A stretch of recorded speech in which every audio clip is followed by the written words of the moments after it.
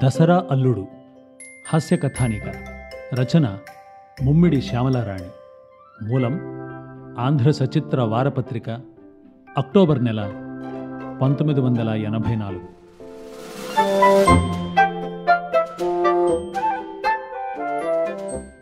పెళ్లి పందిరిలో పురోహితుడు అలసిపోయేలాగా మంత్రాలు చదువుతూ ఉన్నాడు. పీటల మీద కూర్చున్న త్రినాథరావు కళ్ళలోనూ, త్రిపుర సుందరి కళ్ళలోనూ సంతోషం, ఆనందం వగైరా వగైరా కొట్టు వచ్చినట్లు కనబడుతూ ఉన్నాయి. నవవధూవరుల సంతోషానికి కారణం లేకపోలేదు. నీ పెళ్లి కళ్ళారా చూడకుండానే కన్ను మూస్తానో ఏమిటోరా నాన్న అని కలవరిస్తూనే తల్లి కళ్ళు మూసినా తను కలలు కంటున్నట్లు లక్షాధికారి మహేశ్వరరావు గారి అల్లుడయ్యాను అని త్రినాథరావులో ఆనందం చోటు చేసుకుంటే, నాన్న వచ్చిన సంబంధాలన్నీ కాదు కూడదు పొమ్మంటున్నాడు దేనికా అనుకున్నా, అత్త ఆడపడుచు పోరు లేని నెలకు 3,000 సంపాదించుకుంటున్న త్రినాథరావుతో పెళ్లి జరిపించడం మహానందంగా ఉంది త్రిపుర సుందరికి.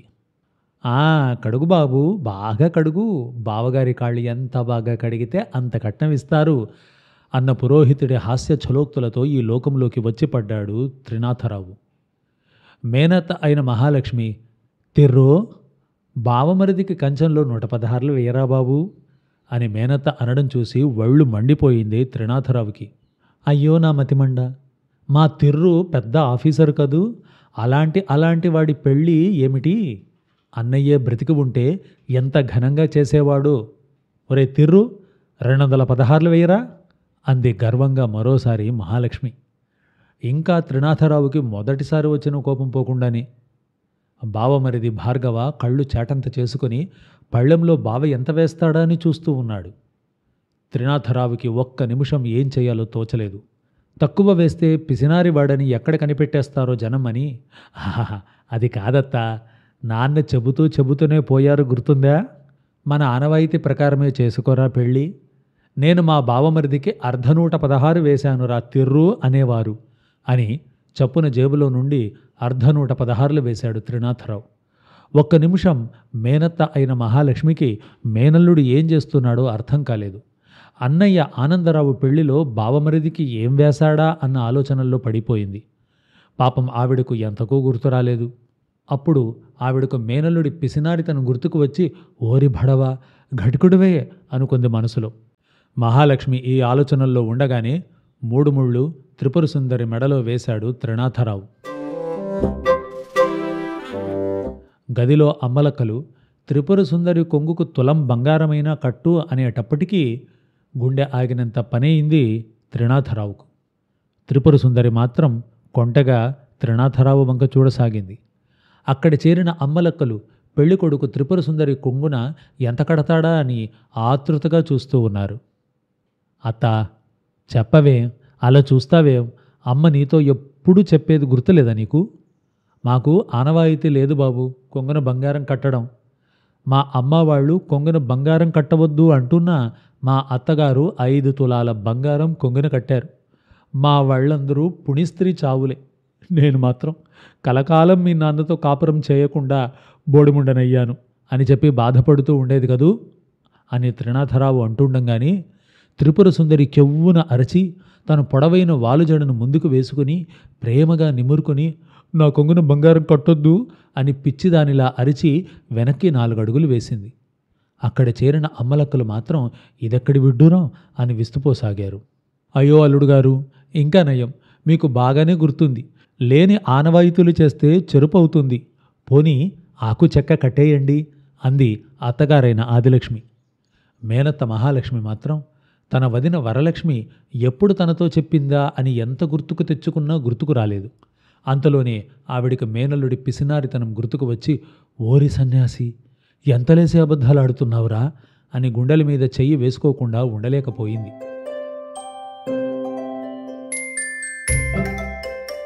కొత్త కాపురానికి బయలుదేరుతూ ఉన్న తన భార్య త్రిపుర సుందరితో పాటు ఆమె తల్లి అంటే తన అత్తగారు కూడా బయలుదేరడం చూసి మతిపోయింది త్రినాథరావుకి. గున్న ఏనుగు లాంటి అత్తగారిని చూస్తూ ఉంటే ఆవిడ క్రింద రోజు ఎంత ఖర్చవుతుందో, ఆవిడ మకం ఇంట్లో ఎన్నాళ్ళో అని కంగారు పడిపోసాగాడు త్రినాథరావు. గవర్నమెంట్ ఇచ్చిన బంగళా, మిస్టర్ త్రినాథరావు ఎగ్జిక్యూటివ్ ఇంజనీర్ అన్న నేమ్ ప్లేటు చూడగానే త్రిపుర సుందరికి ఎక్కడలేని గర్వం వచ్చేసి చప్పున తల మీద 2 కొమ్ములు బయలుదేరాయి. అత్తగారు ఆదిలక్ష్మి మాత్రం కూతురు అదృష్టానికి తెగ మురిసిపోయి భారీ శరీరాన్ని భారంగా లాక్కుంటూ బంగ్లాలోకి ప్రవేశించింది. ఒక్కొక్క గది చూసుకుంటూ లోపలికి వస్తున్న అత్తగారు త్రిపుర సుందరి వైపు కొంచెం ఇబ్బందిగా చూడసాగాడు త్రినాథరావు. హాలులో ఏనాటివో తాతల కాలం నాటి వాలు కుర్చీలు 2, తరువాత డైనింగ్ హాలులో గోడకు చేరగా పెట్టివేసిన 4 పీటలు, అటు ప్రక్కనే రాగి బిందెతో నీళ్లు, లైఫ్ బాయ్ సబ్బు, కాల్గేట్ పళ్లపొడి, వంటింట్లో డొక్కు కెరసనాయిల్ స్టవ్, సీమ వెండి గిన్నెలు 4, కొన్ని స్టీలు కంచాలు. ఇవన్నీ చూసి అటు అత్తగారికి ఇటు కొత్త భార్య త్రిపుర సుందరికి మతిపోయినంత పనయింది. నెలకు 3,000 సంపాదించుకుంటున్న భర్త మరీ ఇంత పిసినారితనంగా ఉండడం చూసి ఆశ్చర్యమనిపించింది. రాసుందు, ఇది మన బెడ్రూమ్ అని చూపెడుతున్న గదిలో పూర్వకాలం నాటి పందిరికోళ్ల మంచం దగ్గర కుర్చీ వేసి మంచం ఎక్కడానికి ఉండడంతో కెవ్వున కేక వేసింది త్రిపుర సుందరి. ఏమైందే అమ్మా అని గాభరాగా ఆయాసపడుతూ వచ్చిన తల్లిని పెనవేసుకుని, చూడే అమ్మా, ఆ మంచం ఎంత ఎత్తుగా ఉందో, ఆ కుర్చీ ఎక్కి మంచం మీదకి ఎక్కాలంట అని కోపంగా భర్త వైపు చూసి, ఛీ, మీరు ఇంత పిసినారులేమిటండి, దీని మీద మనం పడుకోవడం, అమ్మో నాకు కళ్ళు తిరుగుతాయి అంది భయంగా. సుందు, నాకు సెలక్షన్లో అంత బాగా తెలియవు, ఆడవాళ్ళకైతే బాగా తెలుస్తాయి కదా, నువ్వు వచ్చాక నీకు నచ్చినవే కొనుక్కోవచ్చు అని అలా. అదిగాక ఈ మంచం తరతరాల నుండి అచ్చొచ్చిన మంచం అని త్రినాథరావు అంటుండగానే, మై గాడ్, ఆ మాట మాత్రం అనకండి, సాయంకాలమే బజారుకు వెళ్ళి డబల్ కట్ కొనుక్కుందాం అంది త్రిపుర సుందరి. త్రినాథరావు పై ప్రాణాలు పైనే పోయినాయి. లేదు సుందు, మీ నాన్నగారు అన్నారు, పెళ్ళైన తర్వాత అమ్మాయిని తీసుకువెళ్ళి సెలక్షన్ చేయించుకుని ఇంటికి కావలసిన సామాన్లను కొనుక్కోండి అని పెళ్లికి ముందరే నాతో అన్నారు. ఎప్పుడైతే మీ నాన్నగారు డబ్బులు ఇస్తారో అప్పుడు నీకు ఏ సామాన్లు కావాలంటే అవి కొనుక్కో అన్నాడు పళ్ళికిలిస్తూ త్రినాథరావు. ఆదిలక్ష్మికి ఎక్కడలేని కోపం వచ్చింది. కూతురంటే ఎంత ఇష్టమైతే మాత్రం సామానులు కొని ఇవ్వడం దగ్గర నుండి ఒప్పుకున్నారన్నమాట తన భర్త. ఇంకా నయం, ఇల్లరికం వచ్చి నెత్తిమీద సవాలు చేస్తానని అల్లుడు అంటే అందుకు తగుదనమ్మా అని ఒప్పుకునేవాడేమో తన భర్త అని అనుకుంది.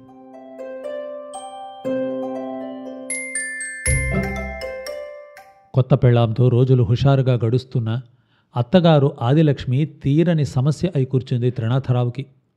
తను ఒక్కడు ఉన్నప్పుడు నెలకు 400 కూడా ఖర్చు కానిది నెలకు 1000 రూపాయలు ఖర్చు అవుతూ ఉంటే ప్రాణం గిలగిలా కొట్టుకుంటోంది ఆయనకి.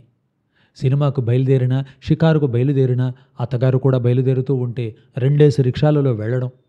ఒకవేళ ప్రభుత్వ వాహనంలో బయలుదేరినా అత్తగారికి సినిమా టికెట్టు తీయడానికి త్రినాథరావు మనస్సు అంగీకరించడం లేదు. ఏమండి, అప్సరలో అపరాధి అనే సినిమా ఉందంట, ఆ సినిమాకి వెళదామండి అనేటప్పటికీ ఆలోచనల నుండి ఈ లోకంలోకి వచ్చాడు. ఎందుకు వెళ్ళడం, ఈరోజు టీవీలోనే సినిమా వస్తోంది కదా, రేపు వెళదాంలే సుందు అన్నట్లు. అత్తగారు లేకపోతే మామయ్యకి ఇబ్బంది కదా, పాపం మన కోసం ఎన్నాళ్ళు ఆవిడను ఉంచుకుంటాం చెప్పు అన్నాడు బాధను వీలైనంత వరకు పైకి వ్యక్తం చేస్తూ. అయ్యో, మీరు అనవసరంగా మా నాన్నగారి గురించి బాధపడకండి, మా నాన్నగారికి ఏం లోటు ఉండదు, కావలసినంతమంది పనివాళ్ళు. అమ్మో, మా అమ్మను పంపించేస్తే వంట ఎవరు చేస్తారండి, నాకు చేత కాదే అంది త్రిపుర సుందరి భయంగా గుండెల మీద 2 చేతులు వేసుకుని. భార్య మాటలు వింటూ ఉంటే ఒళ్ళు మండిపోయింది త్రినాథరావుకి. అయితే మీ అమ్మగారు కూడా మనతో ఎప్పుడు అని త్రినాథరావు మాట పూర్తి కానేలేదు. ఉండమని బ్రతిమలాడుతున్నానండి అంది గారంపూతి త్రిపుర సుందరి. త్రినాథరావుకి మతిపోయినంత పని అయింది.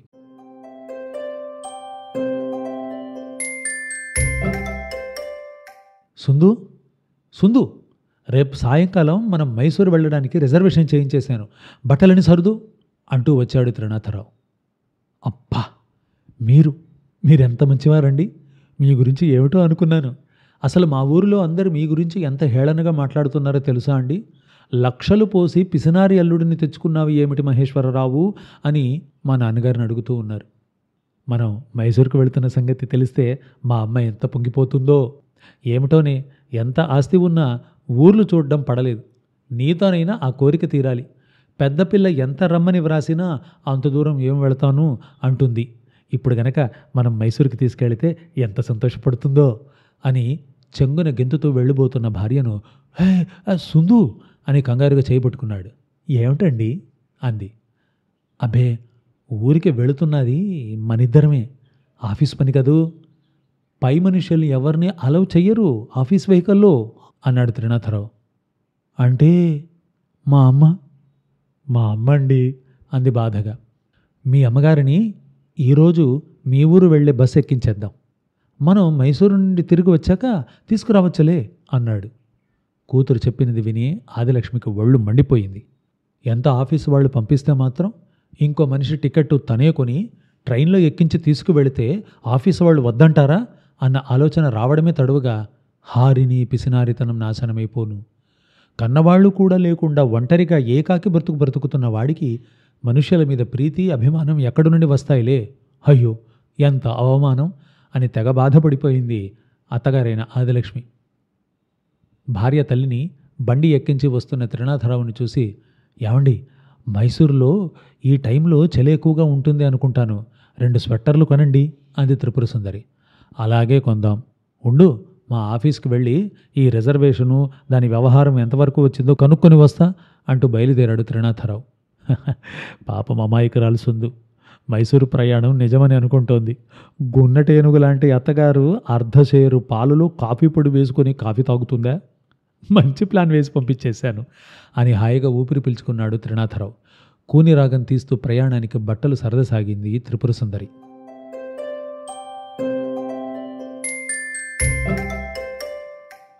సుందు, నీకో న్యూస్ చెప్పాలి, మన మైసూరు ప్రయాణం క్యాన్సిల్ అని నవ్వుకుంటూ చెబుతున్న త్రినాథరావుని చూస్తూ ఉంటే ఒళ్ళు మండిపోయింది త్రిపుర సుందరికి. ఏమిటి మీరు చెబుతున్నది? క్యాన్సిల్ ఏమిటి? అమ్మో, మీరు ఎంత పిసినారులు, అమ్మని తీసుకెళ్తే ఖర్చులు అవుతాయని కదూ అని కోపంగా అంది. లేదు సుందు, నేనేం క్యాన్సిల్ చేయలేదు, నాకన్నా సీనియర్నే పంపాలని అనుకుంటున్నారా ఆఫీస్ వాళ్ళు. అయినా వచ్చే ఏడు మనం వెళదాంలే, ఎందుకలా కోపం తెచ్చుకుంటావు? ఇన్నాళ్లకి ఇంత ఇంటిలో మనమిద్దరమే, అందులోనూ మన మధ్య ఎవరూ లేకుండా వాట్ లక్. అయినా సుందు, కాశ్మీర్ వెళ్ళినా, కొడైకెనాల్ వెళ్ళినా, ఊటీ వెళ్ళినా నీతో గడిపే క్షణాల ముందు ఆ ట్రిప్పులు ఏపాటి అని త్రిపుర సుందరి చేయి పట్టుకుని దగ్గరగా తీసుకోబోయాడు త్రినాథరావు. ఛీ, ముందు నా చేయి వదలండి, ఇదంతా మీ ప్లాన్ అయి ఉంటుంది మా అమ్మని పంపించడానికి అని అలిగి మంచం ఎక్కి పడుకుంది త్రిపుర సుందరి.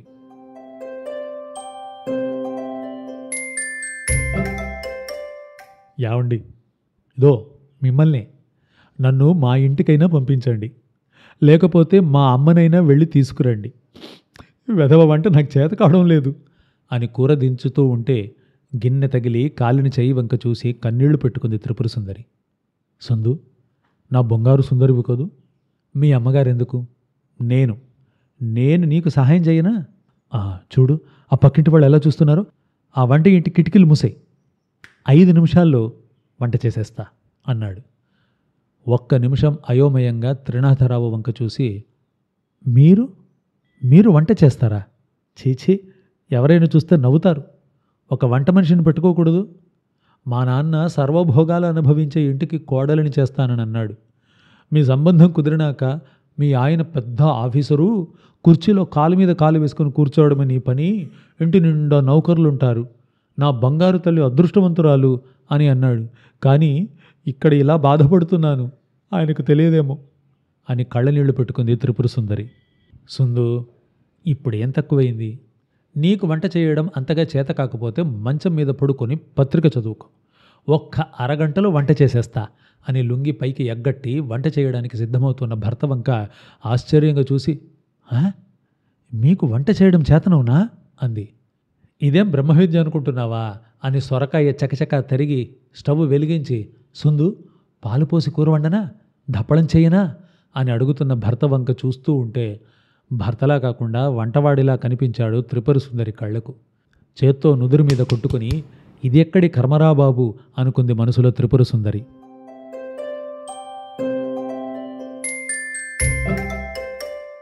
సుందు, అరే సుందు అని హుషారుగా పిలుస్తూ వస్తున్న త్రినాథరావు వైపు కోపంగా చూసి, సుందు లేదు సందు లేదు, ఏం పెట్టకపోయినా ఇదొక్కటి మాత్రం నేర్చుకున్నారు. అలాగా అడ్డమైన పేరుతో నన్ను పిలవకండి, నా పూర్తి పేరు పెట్టి పిలవండి అని కయ్యమంది త్రిపుర సుందరి. ఏంటోయ్ కోపంగా ఉన్నావు? మంచి వార్త ఏమిటో చెప్పనా? మనం ఈరోజు మధ్యాహ్నం బండికి ఊరెళ్తున్నాం అన్నాడు. కోపాన్ని ఒక్కసారి మరిచిపోయి ఏ ఊరు అంది. ఏ ఊరో ఏమిటోయ్, మీ ఊరే. ఏకంగా 20 రోజులు సెలవు పెట్టేశాను అన్నాడు. నిజంగానే అంది సంతోషంతో. అంతలో పోస్ట్ మ్యాన్ అందించిన కవర్ అందుకున్నాడు త్రినాథరావు. ఆ ఉత్తరంలో చిరంజీవి అల్లుడుగారైన త్రినాథరావు గారికి చిరాయువుగా దీవించి మావయ్య మహేశ్వరరావు వ్రాయునది: మీరిరువురు సుఖంగా హాయిగా ఉన్నారని తలిచెదను. మా పెద్దమ్మాయి అనురాధ ఫారిన్ నుండి వచ్చింది. వచ్చిన దగ్గర నుండి మీ దంపతుల్ని చూడాలని ఆశపడుతున్నది. మీ అత్తగారు ఆదిలక్ష్మి కూతురు మీద బెంగతో మంచం దిగడం లేదు. కావున మీరిరువురు వెంటనే బయలుదేరి రండి. దసరా పండగ కూడా దగ్గర పడుతున్నది కదా, పండక్కి వచ్చినట్టుగా ఉంటుంది. మీరిద్దరూ కొద్ది రోజులు మాతో సరదాగా గడిపినట్టుగా కూడా ఉంటుంది. అమ్మాయికి నా ఆశీస్సులు. ఇట్లు మహేశ్వరరావు. చూసావా లెటర్ మీ నాన్న నుంచి? ఇంకేం, దసరా పండక్కి అల్లుడికి పిలుపు కూడా వచ్చేసింది. అంతలోనే సుందు, నేను స్నానం చేయడానికి వెళుతున్నాను. అన్నట్లు ఒక మాట, నా గురించి ఎవరైనా వస్తే మాత్రం నువ్వు నువ్వు అని సగంలో మింగేశాడు. ఏమిటండి, పూర్తిగా చెప్పండి అంది భర్త మాటలో అర్థం కాక త్రిపుర సుందరి. అబ్బే ఏం లేదు సుందు, సెలవు 5 రోజుల కంటే ఎక్కువగా దొరకకపోతే నీకోసం. ఏమిటి నీకోసం? అదే, నువ్వు మీ ఊరు వెళితే సంతోషిస్తావని. మీ అమ్మగారి ఆరోగ్య పరిస్థితి బాగాలేదని, టెలిగ్రామ్ వచ్చిందని చిన్న అబద్ధం చెప్పి 20 రోజులు సెలవు తీసుకున్నాను. అందుకని ఒకవేళ ఆఫీసు నుంచి ఎవరైనా వస్తే మీ అమ్మ గురించి అడిగితే, మీ అమ్మకు బీపీ చాలా ఎక్కువై పరిస్థితి బాగాలేదని మరి నువ్వు కూడా. చిచ్చి అని గట్టిగా అరిచింది త్రిపుర సుందరి. లీవు పోతే పోయింది, ఇవేం మాటలండి అంది కోపంగా. అప్పటికే త్రినాథరావు బాత్రూంలోకి దూరేశాడు. భలే బాగా తప్పించుకున్నాడు దసరా మామూళ్ళ నుండి. లేకపోతే ప్రొద్దున లేచి ఆఫీసుకు వెళ్లే వరకు వెధవలు ఒకటే దండాలు పెట్టడం. ఎందుకో దండాలు అని అనుకుంటే సీట్లోకి వెళ్ళి కూర్చున్నాక ఒక్కొక్క యూనియన్ వర్కరు రావడం, ఒక్కొక్క లిస్టు తయారు చేసి ఇవ్వడం. దసరా మామూళ్లకు 4 రోజులలో బయలుదేరుతాం సార్ అని ఆ లిస్టు తనకు చూపెట్టడం. ఆఫీసర్ల లిస్టులో ఏకంగా 100 రూపాయల నుండి 50 రూపాయల వరకు దసరా మామూళ్ళు వ్రాసి ఉంది. తేరగా డబ్బు వస్తుంటే తీసుకోవడం చేదేమిటి, సిగ్గు లేకపోతే సరి. ఎంత లేదన్నా ఇంట బయట దసరా మామూళ్ళు 500-600 దాటుతుంది. సార్, మీరు ముందుగా మీ చేత్తో దసరా మామూళ్ళు ఇస్తే ఇక బయలుదేరుతాం సార్ అంటారా? అందుకే ఏకంగా ఇప్పటి నుండే సెలవు పెట్టేశాడు. ఇక ఏ అక్కుపక్షి కూడా తనను దసరా మామూళ్ళు అడగలేడుగాక అడగలేడు. బాత్రూంలో నుండి వస్తున్న త్రినాథరావుకి హాలులో గొల్లున ఏడుస్తున్న భార్య త్రిపుర సుందరి గొంతు వినిపించింది. అయ్యో బాధపడకమ్మా, నాకు ఇప్పుడే తెలిసింది. పెళ్ళై ఇంకా ఎంతకాలమో కాలేదు. సంతోషంగా దసరా పండగకి వెళ్ళవలసింది. అయినా మా ఆఫీసు వాళ్ళం దుర్గాదేవిని గ్రాండ్గా పెడుతున్నామని, మీ కొత్త దంపతుల దసరాకు ఇక్కడే ఉంచుకుందామని అనుకున్నాం. కానీ ఏం చేద్దాం, పాపం మీ అమ్మగారికి కాలు చేయి పడిపోయినాయంట కదా. ఎంత ఘోరం, ఎంత ఘోరం అని తన పై అధికారి గొంతు వినిపించి అవాక్కయ్యాడు త్రినాథరావు. అవునండి, నాకు చాలా భయంగా ఉందండి మా అమ్మగారి గురించి అని బలవంతాన దుఃఖాన్ని తెచ్చుకొని కళ్ళ వెంట నీరు తెచ్చుకోవడానికి ప్రయత్నిస్తూ ఉంది సుందరి. మనసులో మాత్రం అమ్మో, ఎంత పెద్ద అబద్ధాలు ఆడుతున్నాడు నా మొగుడు, ఉండండి మీ పని చెబుతాను అని కసిగా అనుకుంది మనసులో త్రినాథరావు గురించి.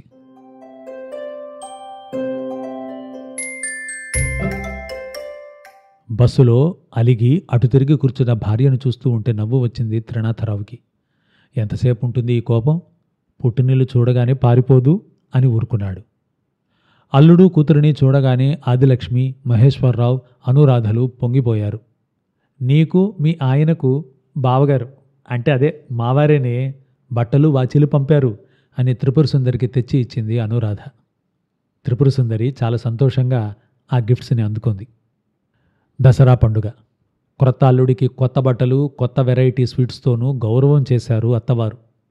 అల్లుడు గారు, మీ ఉత్తరంలో స్కూటరు కొననక్కరలేదు, దసరాకు వచ్చినప్పుడు స్కూటరు డబ్బులు మాత్రం ఇచ్చేయండి, ప్రభుత్వ వాహనాల్లోనే సినిమాలకి షికార్లకి బజారుకి వెళతాం కదా, ప్రభుత్వ వాహనాలు ఉన్నంతకాలం మాకు ఏ వాహనాలు అవసరం లేదు కదా అని మీరు అన్నారు కదా, ఇదిగోనండి స్కూటర్ డబ్బు అని డబ్బు తెచ్చి అల్లుడి చేతిలో పెట్టి, నీ అమ్మ కడుపు బంగారం కాను, భగవంతుడు ఎలాంటి పిసినారివాడిని నాకు అల్లుడుగా చేశాడయ్యా అని మనసులో అనుకున్నాడు మహేశ్వరరావు.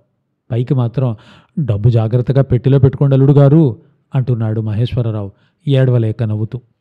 మొగుడు తనకు తెలియకుండా ఉత్తరం వ్రాశాడా, స్కూటర్ వద్దన్నాడా? ఆశ్చర్యపోతూ ఉంది సుందరి. హమ్మో హమ్మో, ఎంత తెలివి మీరినవాడు, రోజురోజుకి ఇతని పిసినారితనం ఎక్కువైపోతూ ఉంటే నేను చూస్తూ ఊరుకుంటానా? ఉండండి, మీ పిసినారితనం పోగొడతాను అనుకుంది ఆవేశంగా త్రిపుర సుందరి.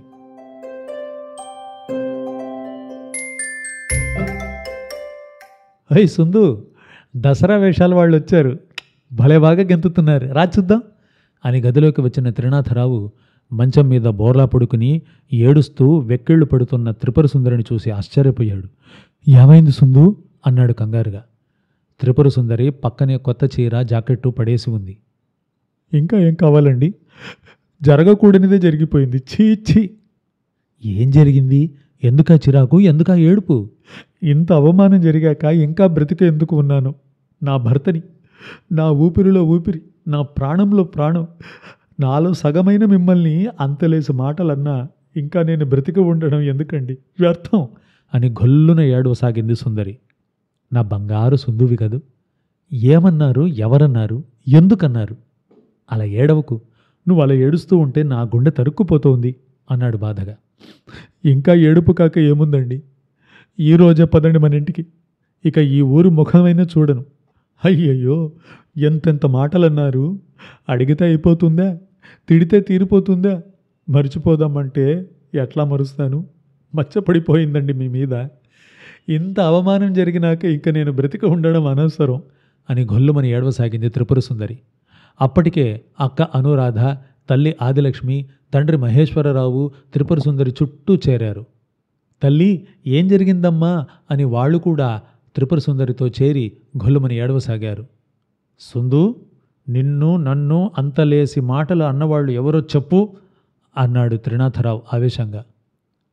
దసరా కదా అని తలంటుకొని కొత్త చీర జాకెట్ వేసుకుని కొత్త రకం పిండి వంటలు పుస్తకం చదివి అక్క నేను స్వయంగా చేసిన మైసూర్ పాకు, గులాబ్ జాము, జంతికలు, బందరు మిక్స్చరు, ఇంకా తొక్కుడు పకోడీ, హల్వా, పాయసం ఇవన్నీ చేసుకొని మున్సబు గారింటికి, కరణం గారింటికి వెళ్ళాను.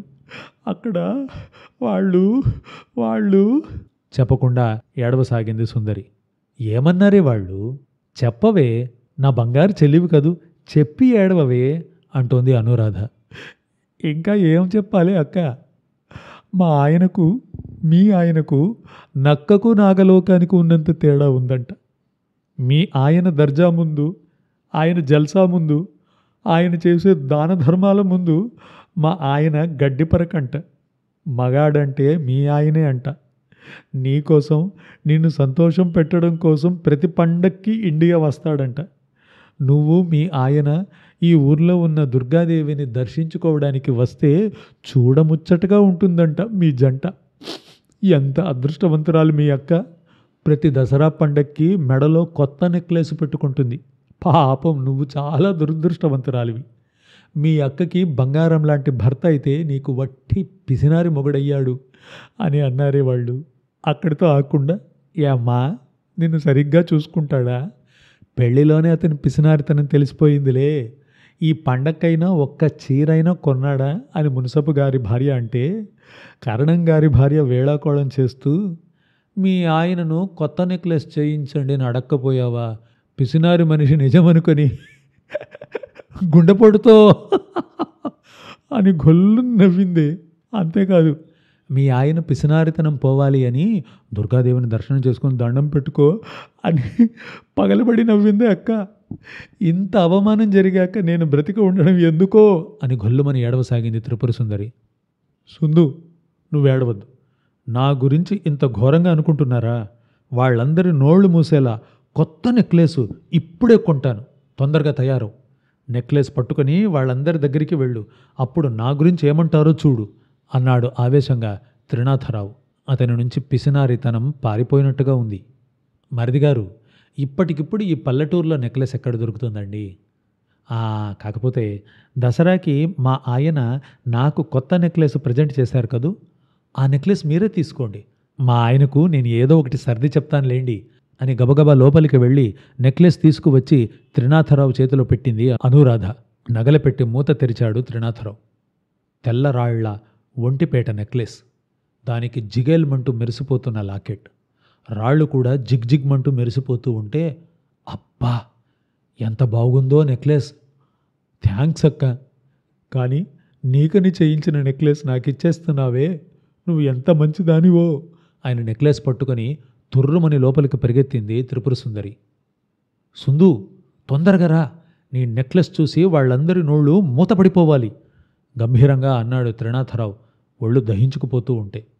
కొత్త చీర జాకెట్టు వేసుకుని రాళ్ల నెక్లెస్ పెట్టుకుని వచ్చి, రండి తొందరగా వెళదాం, దుర్గాదేవిని చూసుకుని మునసపు కరణం గారింటికి కూడా వెళదాం. అంతలేసి మాటలంటారా, నా మొగుడంటే ఏమనుకున్నారో అంది గర్వంగా త్రిపుర సుందరి.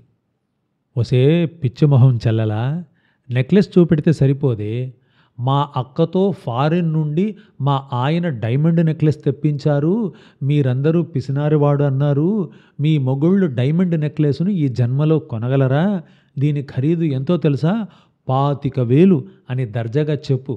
మరిది గారి గురించి అంత నీచంగా అనుకుంటారా?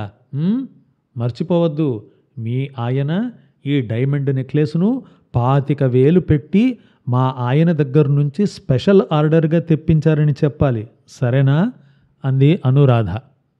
25,000 అన్న శబ్దం వినగానే మూర్ఛపోబోయాడు త్రినాథరావు. డైమండ్స్ నెక్లెసా?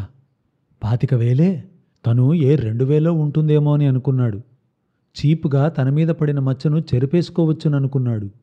25,000 ఖర్చు పెట్టాలా ఇప్పుడు? ఈ ఆపద నుండి తప్పించుకోవడం ఎలాగూ అని ఆలోచించి, వదిన గారు, ఈ నెక్లెస్ని మీరు తీసేసుకోండి, నేను సుందు కోసం అక్కడికి వెళ్ళాక, అంటే మా ఊరికి వెళ్ళాక ఏదో ఒకటి కొంటాను. అయినా ఎవరో ఏదో అన్నారని అన్నయ్య గారు మీ మీద ప్రేమతో చేయించిన నెక్లెస్ను నా భార్య తీసుకుంటే ఏం బాగుంటుంది చెప్పండి అన్నాడు త్రినాథరావు. అయ్యో మరిది గారు, ఎంత అమాయకులండి మీరు, నేనేమైనా పరాయిదానినా? నాన్న ఇచ్చిన స్కూటర్ డబ్బు మీ దగ్గర ఉందిగా, అది ఇచ్చేయండి, మిగిలిన డబ్బు ఆ తర్వాత ఇవ్వచ్చు. మీరు నా చెల్లెలు పరాయి వారేమిటండి, ఆ మాత్రం ఆగననుకున్నారా అని తెలివిగా అంది అనురాధ. అబ్బబ్బబ్బబ్బా, ఏం మొహమాటమండి మీకు. అక్క, ఆయన గురించి గొప్పలు చెప్పుకోవడం కాదు కానీ పరాయి సొత్తు అంటుకోవడం అంటే ఎంత అభిమానమో మా ఆయనకి. కానీ ఏమండి, మా అక్క చాలా మంచిదండి, రండి ఇప్పటికే ఆలస్యమైపోతుంది, బయలుదేరుదాం అని గారాలు పోతోంది త్రిపుర సుందరి. అప్పటికే త్రినాథరావుకు 105 డిగ్రీల జ్వరం వచ్చిన వాడిలాగా అయిపోయాడు. కానీ సుందరితో బయలుదేరక తప్పింది కాదు. గుడిలో దుర్గాదేవిని చూస్తూ భక్తితో త్రిపుర సుందరి కళ్ళు మూసుకొని దండం పెట్టుకోసాగింది. దుర్గాదేవి, నేను ఆడిన నాటకం విజయవంతం చేశావు. ఆయన చేత నెక్లెస్ కొనిపించడం నిజంగా ఒక గొప్ప కార్యం చేసినట్లే. పిసినారితనం వదిలిపోయింది, లేదా వదిలిపోతూ ఉంది అని మనసులో అనుకుని నవ్వుకోసాగింది కళ్ళు మూసుకునే త్రిపుర సుందరి. దుర్గాదేవికి చేతులు జోడించి దండం పెడుతున్న త్రినాథరావుకి దుర్గాదేవి బదులు 25,000 రూపాయలు కనిపించసాగింది.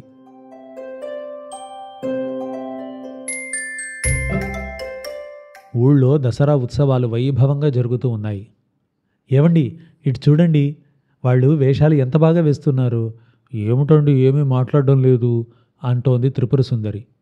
వాళ్ళందరి నోళ్ళు మోయిస్తాను అని అన్నాను కానీ నా నోరు ఇలాగ మూతపడిపోతుందని అనుకోలేదు అని దసరా వేషగాళ్లతో పాటు పిచ్చి పట్టిన వాడిలా అరుస్తూ కేకలు వేస్తూ నా 25,000, నా 25,000 అని అరవాలని అనిపించింది త్రినాథరావుకి.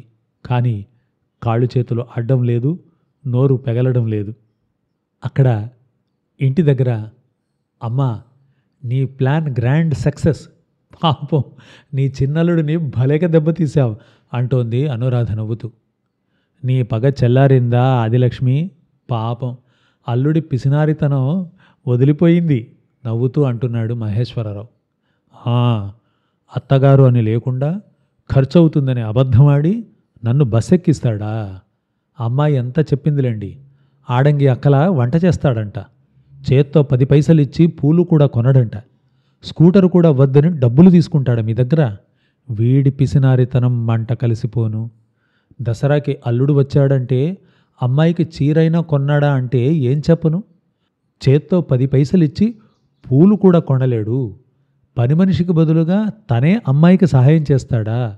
ఇలాంటి పిసినారి అల్లుడిని భలే తెచ్చుకున్నారే అని నలుగురు నవ్వుతూ అంటే మరి నేను నవ్వుల పాలవునా? అందుకే దసరాకొచ్చిన కొత్త అల్లుడు 25,000 పెట్టి నెక్లెస్ కొన్నాడు నా చిన్న కూతురి కోసం అని గర్వంగా చెబుతాను. అత్తగారు ఆదిలక్ష్మి అంటే ఏమనుకున్నాడో ఆ అల్లుడు అని పగలబడి నవ్వసాగింది ఆదిలక్ష్మి.